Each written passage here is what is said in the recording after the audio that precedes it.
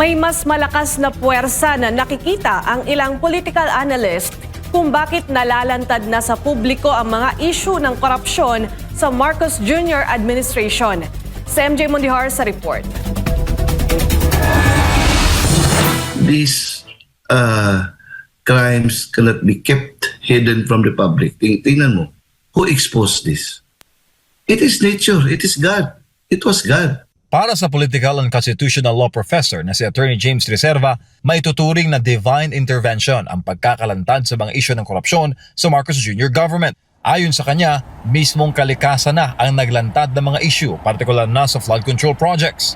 Sa kanyang 2024 State of the Nation Address, ipinagmalaki ni Pangulong Bongbong Marcos Jr. ang 5,500 flood control projects na natapos raw sa kanyang termino. Pero nasubok ang mga proyektong ito nang tumama ang sunod-sunod na malalakas na mga bagyo noong 2024 na nagdulot ng pagbaha at pagkasawi ng maraming tao. Dito lumabas na maraming ghost, ampaw at substandard na mga flood control. Sa lalim siguro nitong usaping ito, sa lalim, sa dami ng taong involved o mga personalidad, hindi mo na siya basta-basta mapapatining.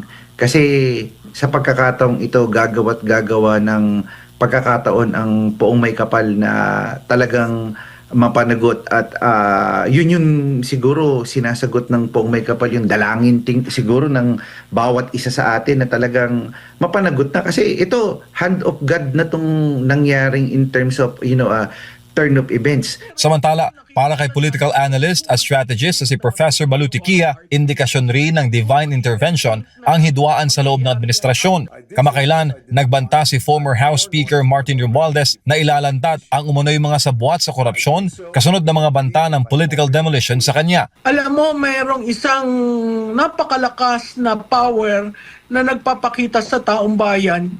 Ito yung nangyari. At ito yung katotohanan.